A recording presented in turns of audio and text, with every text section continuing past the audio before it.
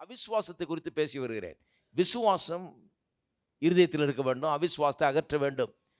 அவிசுவாசம் உள்ள இருதயம் பொல்லாத இருதயம் என்று சொல்லப்பட்டிருக்கிறது. இஸ்ரவேல் மக்கள் அதுக்கு ஒரு மாபெரும் உதாரணமாக இருக்கிறார்கள்.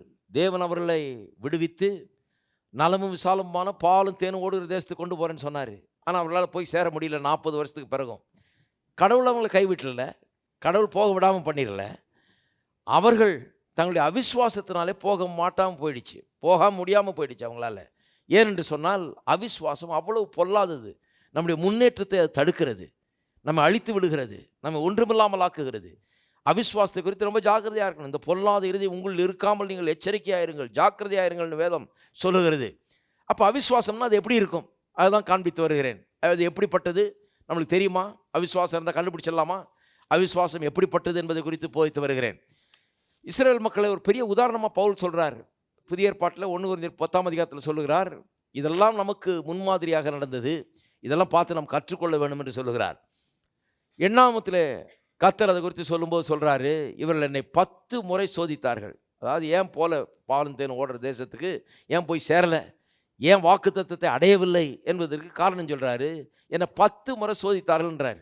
இந்த 10 முறை சோதித்தாருன்னு உடனே நான் அந்த 10 முறை எடுக்க ஆரம்பிச்சிட்டேன். என்ன சோதித்தார்கள், எப்படி நடந்து கொண்டார்கள்? ஏன்னா அப்படி தான் நடந்து கொள்ளக்கூடாது என்று பவுல் போதிக்கிறார். அவங்க நடந்துக்கிட்ட மாதிரி நடந்து கொள்ளாதீங்க. 10 முறை சோதித்தார்கள். 10 முறையும் என்ன பண்ணார்கள்னு பார்க்கறதுக்காக தான் வேத புஸ்தகத்தை எல்லாம் புரட்டணும் இல்லையா? அதை பார்த்து வருகிறோம். முதல் முறை எங்கே சோதித்தார்கள்? எகிப்திலிருந்து வெளியே வந்த உடனே சிவந்த சமுத்திரம் எதிரே இருக்கிறது, பின்னால் பார்த்தா பார்வோனின் இராணுவம் துரத்தி கொண்டு வருகிறது, அங்கே சோதித்தார்கள். 2வது எங்கே சோதித்தார்கள்? மாராவின் தண்ணீர் இடத்துல வந்தபோது. அந்த சோதனை முடிஞ்ச உடனே 3வது இன்னொரு இடத்துல சோதித்தார்கள். அது யாத்திராம் 16 பார்க்குறோம். அங்கே சாப்பாட்டு பிரச்சனை, இப்போது பசி எடுக்க ஆரம்பிச்சிருச்சு. பசி எடுக்க ஆரம்பித்த உடனே மறுபடியுமாக கர்த்தர் செய்த நன்மைகளை எல்லாம் மறந்துட்டு இப்போ பேசுகிறாங்க. கர்த்தர் செய்த நன்மைகளை மறப்பது என்பது அவிசுவாசத்தின் ஒரு குணமாக இருக்கிறது. அதுவும் இல்லாமல் இன்னொரு குணத்தை பார்த்தோம், அது அன்தேங்க்ஃபுல், நன்றி கட்ட ஒரு குணம். நன்றி இல்லாத பேசுகிறார்கள் அவர்கள். அப்புறம் டிசொபீடியன்ஸ், கீழ்ப்படியாமை, இதெல்லாம் அங்கே பார்த்தோம். 5வது யாத்திராம் 17 நாம் பார்த்தோம். யாத்திராம் 17 மறுபடியும் தண்ணி பிரச்சனை, திரும்பவும் தண்ணி தாகம். இப்போவா தெரிஞ்சிருக்கணும், ஏற்கனவே தண்ணி தாகம் எடுத்தப்ப எப்படி பிரச்சனை தீர்த்தார் கர்த்தர். ஒரு பெரிய பிரச்சனை நினைச்சாங்க, ரொம்ப சிம்பிளாக தீர்த்தார். இந்த முறை தீர்ப்பாரா? போன முறை தீர்த்தவர் இந்த முறை தீர்க்க மாட்டாரா? கண்மலைகிட்ட நின்றுட்டு அவர்கள் ஆர்கியூமெண்டேட்டிவாக கோரல்சமாக இருக்கிறாங்க, சண்டை பிடிக்கிறாங்க, மோசைக்கிட்ட வாதிட்டார்கள் என்று இருக்கிறது. என்ன வாதிடுறாங்க? எதுக்கு கொண்டு வந்தீர்? சாகடிக்கிறதுக்காக கொண்டு வந்தீர் இங்கே அப்படின்னு. அவிசுவாச குணம் பாருங்கள் எப்படி வெளிப்படுகிறதுன்னு. சண்டை பிடிக்கிறது, தேவைகள் வந்தவுடனே, பிரச்சனைகள் எழும்பின உடனே மற்றவர்களை நம்பி அவர்கள் தான் கைவிட்டது மாதிரி எண்ணி சண்டை பிடிக்கிறது, இதை பண்ணினார்கள். அதை பார்த்தோம். அதன் பிறகு இப்பொழுது 32 திருப்போம். யாத்திராமும் 32 இது 6வது சோதனை. எல்லாத்தையுமே எடுக்கிறோம். 6வது சோதனை யாத்திரா 32. 10 முறை சோதித்தார்கள் இருக்குது. என்னன்னு பார்த்துடுறது. ஏன்னா இதுதான் நமக்குள்ளே இருக்கக்கூடாது. யாரும் தெரியலன்னு சொல்லக்கூடாது. தெரியலங்க எனக்கு அவிசுவாசம் இருந்ததுன்னா என்னன்னு தெரியல, தெரியாமல் நான் செஞ்சிட்டேன்னு சொல்லக்கூடாது. ஏன்னா எல்லாத்தையும் எடுக்கிறோம். இப்போது 32 யாத்திராமும் 1 வாசிப்போம். 32 முதல் வசனம். மோசே மலையிலிருந்து இறங்கி வர தாமதிக்கிறதை ஜனங்கள் கண்டபோது அவர்கள் ஆரோனிடத்தில் கூட்டம் கூடி அவனை நோக்கி, எகிப்து தேசத்திலிருந்து எங்களை அழைத்து கொண்டு வந்த அந்த மோசேக்கு என்ன சம்பவித்ததோ அறியோம், ஆதலால் நீர் எழுந்து எங்களுக்கு முன் செல்லும் தெய்வங்களை எங்களுக்காக உண்டு பண்ணும் என்றார்கள். அதற்கு ஆரோன், உங்கள் மனைவிகள் குமாரர் குமாரத்தினுடைய காதுகளில் இருக்கிற பொன்னணிகளை கழட்டி என்னிடத்தில் கொண்டு வாருங்கள் என்றான். பாருங்க, மோசே அங்கே மலையிலிருந்து இறங்கி வர தாமதிக்கிறார். அதாவது கர்த்தர் மோசையோட சீனாய் மலையில் பேசுகிறார் இல்லையா? பேசுகிறதுக்காக கூப்பிட்டுருக்காரு. கொஞ்சம் தாமதம் ஆயிடுச்சு, அங்கே கொஞ்சம் டிலே ஆயிடுச்சு. அங்கே அவர் பேசிகிட்டு இருக்கிறாரு, கர்த்தரோட கன்சல்டேஷனில் இருக்கார். இங்கே கீழே இருக்கிற ஆளுங்களுக்கு இம்பேஷன்ஸ். அவிசுவாசத்தின் இன்னொரு குணம் என்னன்னா இம்பேஷன்ஸ், அதாவது பொறுமையின்மை. இந்த பொறுமையின்மை என்கிறது ரொம்ப முக்கியமான ஒரு குணாதிசயம். பாருங்கள், நிறைய பேருக்கு விசுவாசம் இருக்குது, ஆனால் பொறுமை கிடையாது. விசுவாசத்தோடும் பொறுமையோடும் தான் நம்முடைய முன்னோர்கள்லாம் தேவனுடைய வாக்குத்தத்தங்களை சுதந்திரித்தார்கள் என்று புதிய ஏற்பாட்டு புத்தகத்தில் வாசிக்கிறோம். எதோடு? விசுவாசத்தோடும் பொறுமையோடு. நிறைய பேருக்கு இந்த விசுவாசத்தை பற்றி நிறைய போதிக்கப்படுகிறது, ஆனால் பொறுமையை பற்றி நிறைய போதிக்கல. பொறுமையும் கூட சேர்ந்து வரணும். உங்கள் பொறுமை எவ்வளோ தூரம் இருக்குமோ அவ்வளோ தூரம் தான் விசுவாசம் உங்களை கொண்டு செல்ல முடியும். பொறுமை இழந்துட்டா நீங்கள் விசுவாசத்தெல்லாம் வீணாக போயிடும். கடைசி வரைக்கும் விசுவாசிக்கணும். எதை விசுவாசிக்க ஆரம்பித்தீர்களோ, எதை எதிர்பார்த்து விசுவாசித்தீங்களோ அது நிறைவேறுகிற வரைக்கும் விசுவாசிக்க வேண்டும். நடுவில் விட்டுட்டா என்ன ஆகுறது? விசுவாசிக்காதவனுக்கும் நடுவில் விட்டவனுக்கும் வித்தியாசம் இல்லை. 2 பேருக்கும் பலன் என்ன? ஒன்றும் கிடைக்காது. இல்லைங்க நான் கொஞ்சம் விசுவாசத்தை நடுவில் தான், அப்படி இல்லை, விசுவாசிக்காதவனை போல தான். நீங்கள் கொஞ்சம் விசுவாசத்தை என்ன பிரயோஜனம்? ஏன்னா ஆரம்பத்தில் விசுவாசித்தீர்கள். அவர் உங்கள் விசுவாசத்தை துவக்குகிறவரும் முடிக்கிறவருமாய் இருக்கிறார்னு வேதம் சொல்லுது. ஆண்டவர் கம்ப்ளீட் பண்ண விரும்புகிறார். உங்கள் ஆரம்பித்த வேலையை முடிக்க விரும்புகிறார். துவக்குகிறவர் முடிக்கிறவராக இருக்கிறார். வாழ்க்கை ஆரம்பித்து வச்சார். கர்த்தர் சக்ஸஸ்ஃபுல்லாக முடிப்பாரா முடிக்க மாட்டாரா? அப்போ எங்கே போச்சு விசுவாசம்? ஏன் நடுவில் பதறீங்க? ஏன் நடுவில் இம்பேஷண்ட் ஆகிறீங்க? ஏன் நடுவில் பொறுமை இன்மை அங்கே காணப்படுகிறது? பொறுமை இன்மைன்னு வந்தாலே அங்கே ஒரு டேஞ்சர் வந்துருச்சுன்னு அர்த்தம். ஏன்னு சொன்னால் நாம் விசுவாசிக்கிறதை பெற்றுக்கொள்ள முடியாமல் அது செய்து விடுகிறது. பொறுமை இழக்கும் போது நாம் விசுவாசித்து பெற்றுக்கொள்ள வேண்டியதை பெறாமல் போயிடுறோம். எத்தனையோ முறை நான் ஊழியக்காரர்களுக்கே சொல்லியிருக்கேன் பாருங்கள். நிறைய இந்த வாலிப வயதில் ஊழியத்துக்கு போகிறவங்களுடைய பிரச்சனை அதுதான். அவங்க என்ன போகிறாங்க ஒரு ஆள் அனுப்பிச்சேன் பாருங்கள் ஒரு ஊருக்கு. அங்கே அனுப்பிச்சு அவருக்கு ஒரு வாடகைக்கு ஒரு இடமெல்லாம் எடுத்து கொடுத்து அங்கே ஊழியர் ஆரம்பிக்க வச்சு எல்லாம் எடுத்து கொடுத்தா இவர் 3 மாதம் நடத்தினார். 3 மாதம் நடத்தின உடனே 5 பேர் தான் வந்தாங்களாம் கடைசியில்.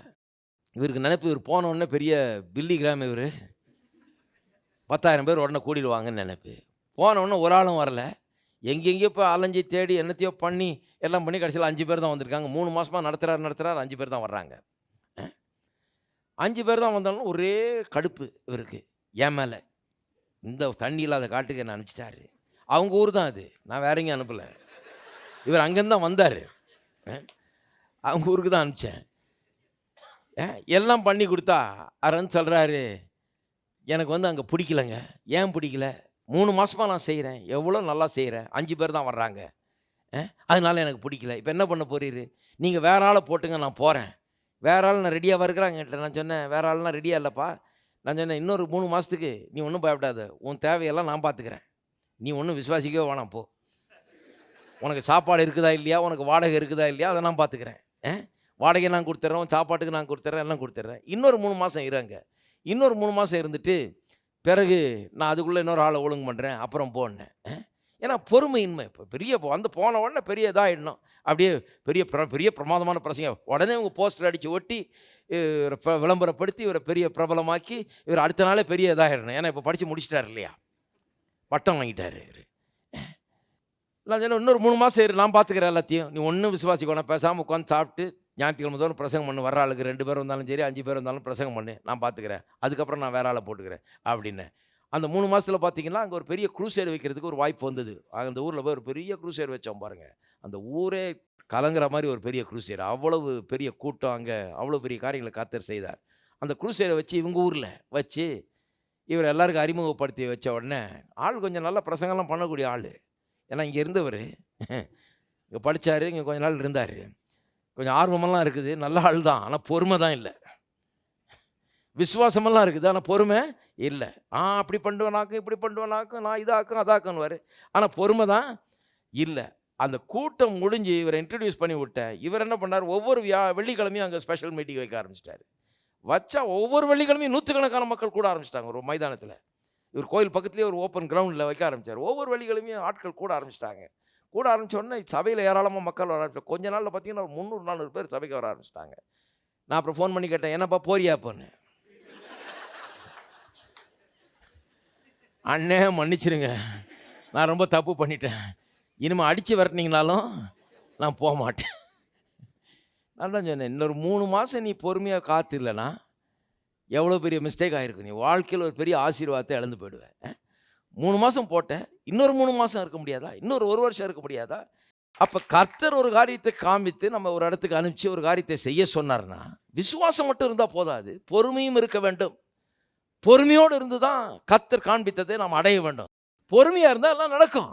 பொறுமையாக கர்த்தர் சொன்ன காரியங்களை சுதந்திரிக்க வேண்டும், சொந்தமாக்க வேண்டும். கர்த்தர் செய்வார். கர்த்தர் செய்வார்னு சொன்னால் கொஞ்சம் பொறுமை வேணும். தாமதிக்கிறதுனால பாருங்கள், இவர் போனவர் கொஞ்சம் தாமதம் ஆயிடுச்சு, அதுதான் அங்கே சொல்லப்பட்டிருக்கு பாருங்கள்.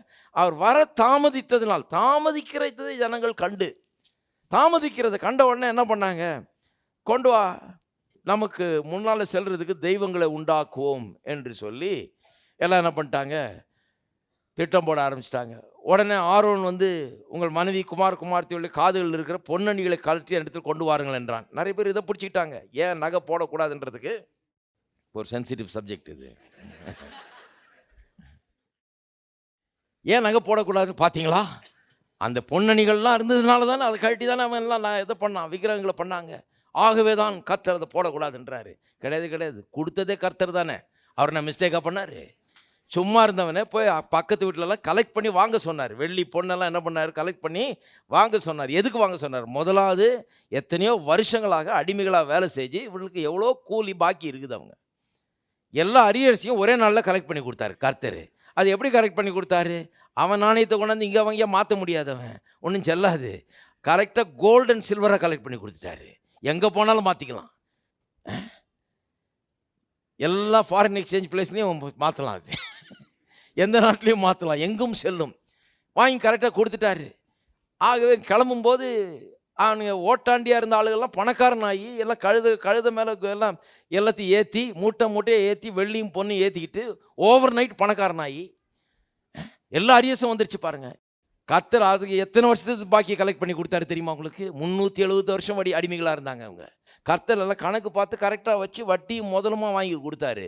மூட்டையை கட்டி வெள்ளியும் பொண்ணுமோடு அங்கேருந்து வந்தார்கள். பெரும் பணக்காரர்களாக தான் வெளியேறினாங்க எகிப்தில் இருந்து. வாசித்து பாருங்கள் பைபிளை.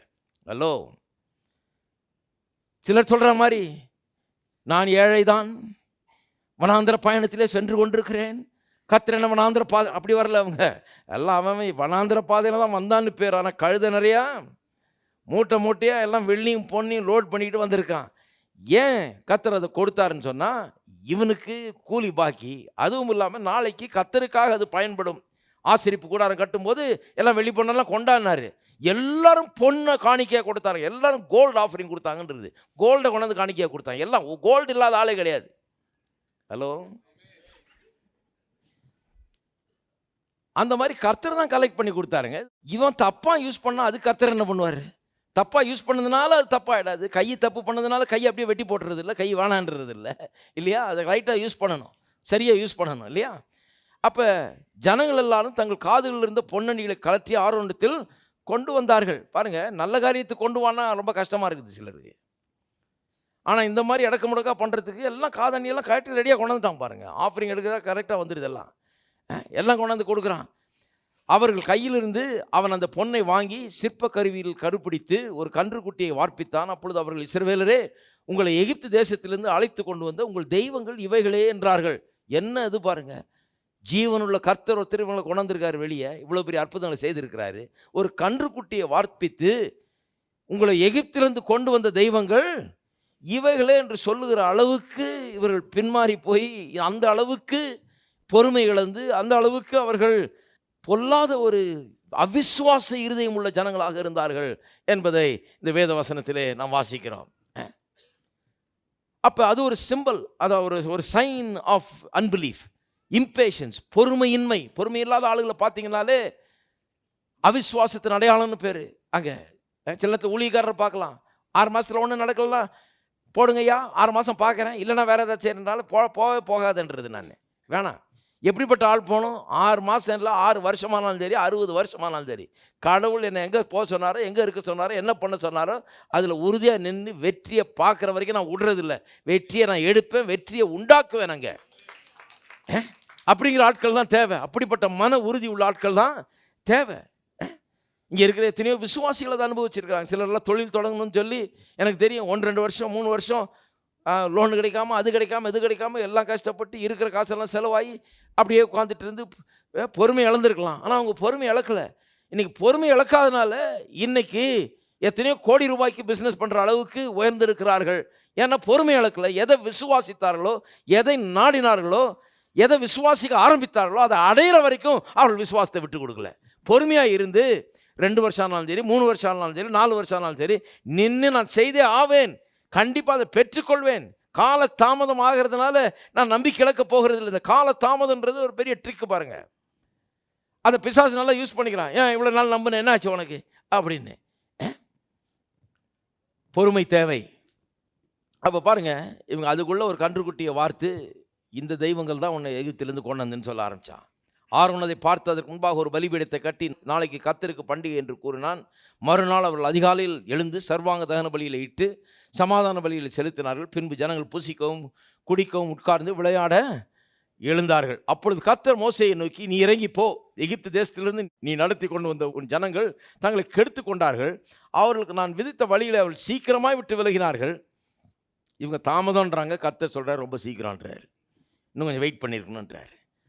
அவர் வர்றதுக்கு தாமதமாயிடுச்சுன்னு தானே இதெல்லாம் பண்ணாங்க. கர்த்தர் சொல்கிறார் ரொம்ப சீக்கிரமாக கெடுத்து கொண்டார்கள், கொஞ்சம் வெயிட் பண்ணியிருக்கணும். அவங்க கொஞ்சம் வெயிட் பண்ணியிருந்தா நல்ல காரியங்கள்லாம் நடந்திருக்கும். சீக்கிரமாக கெடுத்து கொண்டார்கள். அவள் தங்களுக்கு ஒரு கன்றுக்குட்டியை வார்ப்பித்து அதை பணிந்து கொண்டு அதற்கு பலியிட்டு, இஸ்ரவேலரே, உங்களை எகிப்து தேசத்திலிருந்து அழைத்து கொண்டு வந்த உங்கள் தெய்வங்கள் இவைகளே என்று சொன்னார்கள் என்றார். பின்னும் கர்த்தர் மோசேயை நோக்கி, இந்த ஜனங்களை பார்த்தேன், இவர்கள் வணங்கா கழுத்துள்ள ஜனங்கள். ஹலோ, அப்படி இருக்க விரும்புகிறோமா? நாம நிச்சயமாக நான் அப்படி இருக்க விரும்பலை. இங்கே இருக்கிற ஒரு ஆளும் அப்படி இருக்கக்கூடாது. வணங்கா கழுத்துள்ளவர். எத்தனை தடவை சொல்லி கேட்காத ஆட்களாக, எவ்வளவு அற்புதம் அனுபவித்தோம் விசுவாசியாத ஆட்களாக, எத்தனை முறை கர்த்தரை ருசி பார்த்தோம், கர்த்தரை மதிக்காத ஆட்களாக, கர்த்தருடைய வார்த்தை விசுவாசியாத ஆட்களாக நாம் இருக்கக்கூடாது. ஆகையால் என் கோபம் இவர்கள் மேல் மூலவும் நான் இவர்களை அழித்து போடவும் நீ என்னை விட்டுவிடு, உன்னை ஒரு பெரிய ஜாதி ஆக்குவேன்றார். கர்த்தர் சொல்கிறாரு, எனக்கு கோபமே வருது உங்களுடைய அவிஸ்வாசம். அவிஸ்வாசம் பாருங்க, அன்பிலீஃப் ப்ரொவோக்ஸ் காட். அவிஸ்வாசம் கர்த்தரை கோபம் மூட்டுகிறது. அவிஸ்வாசம் ஒரு லேசான காரியம் இல்லை பாருங்க, ஒரு சாதாரண காரியம் இல்லை, கர்த்தரையே கோபம் மூட்டக்கூடிய காரியம். Unbelief displeases God. கர்த்தர் அதை வெறுக்கிறார், கர்த்தர் அதை பொல்லாததாக நினைக்கிறார். நாம் அதை ரொம்ப சாதாரணமாக நினைச்சிடறோம். கர்த்தர் அதை வெறுக்கிறார், அதை பொல்லாததாக நினைக்கிறார். நம்முடைய இருதயத்தில் அவிஸ்வாசம் இருந்தால் அது நம்ம அவ்வளோ கெடுத்து போடுது. அதனால தான் கர்த்தர் அதை வெறுக்கிறார், நம்ம ஒன்றுமில்லாமல் ஆக்குகிறது. பாலும் தேனும் ஓடுகிற நலம் விசாலமான தேசத்தை கர்த்தர் வச்சிருக்கிறாரு. ஆனால் இவர்கள் அவிஸ்வாசம், இவர்களுடைய பொறுமையின்மை இவர்களை கெடுத்து போடுகிறது. அதனால தான் கர்த்தருக்கு எங்கள் கோபம் மூழ்கிறது. கர்த்தர் சொல்கிறார், ஒன்றை பெரிய ஜாதி ஆக்கிற, முதல்லேருந்து ஆரம்பிக்கலாம் திருப்பின்றார். இவங்களெல்லாம் முடிச்சுட்டு முதல்ல இருந்து ஆரம்பித்து ஒன்றை பெரிய ஜாதியாக்கி உன் ஜனங்களுக்கு நான் பண்ணுறேன் அப்படி என்று சொல்லுகிறார். அப்போ இவங்களுக்கு அறிகுறிகள் என்ன? ஒரு அறிகுறி என்ன? இம்பேஷன்ஸ், பொறுமையின்மை. இன்னொன்று ரெஸ்ட்லெஸ்னஸ், கொஞ்சம் பேசாமல் இருக்க முடியல, ஏதாவது ஒன்று செய்யணும், சீக்கிரம் செஞ்சிடலாம், அவரை காண ஆள், என்ன ஆச்சோ, செத்து போனாரோ என்னமோ தெரியல, ஏதாவது பண்ணிடலாம். ஆங்ஸைட்டி, ஒரு பதற்றம், ஏதாவது ஒன்று அவசரமாக செய்யணும். இன்னொன்று டிஸ்ரெஸ்பெக்ட், அதாவது கடவுளுடைய மனுஷன், இவ்வளோ பெரிய ஒரு மனுஷன், சிவந்த சமுத்திரத்தை வெறும் கையை நீட்டினார், ரெண்டாக பிளந்தது, அவ்வளோ பெரிய ஆள், எத்தனை அற்புதங்களை அவர்களுக்கு முன்னால் செய்து காண்பித்திருக்கிறார். கர்த்தரால் தெரிந்து கொள்ளப்பட்ட மனுஷன், கர்த்தரால் அழைக்கப்பட்ட ஒரு மனுஷன், இவர்களுக்கு தலைவராக கர்த்தர் அவரை கொடுத்து இவர்களை கொண்டு போய் பாலம் தேனும் ஓடுற தேசத்துக்கு கொண்டு போகிறதுக்காக கொடுத்துருக்கிறாரு. இவர்களை வாழ வைக்க வந்து அந்த மனுஷனையே அவர்கள் அவமதிக்கிறார்கள். இதெல்லாம் அவிஸ்வாசத்தினுடைய அறிகுறியாக இருக்கிறது. கவனிச்சிங்களா? இதெல்லாம் ஒன்று அறிகுறிகள், அவிஸ்வாசத்தினுடைய அறிகுறிகள்.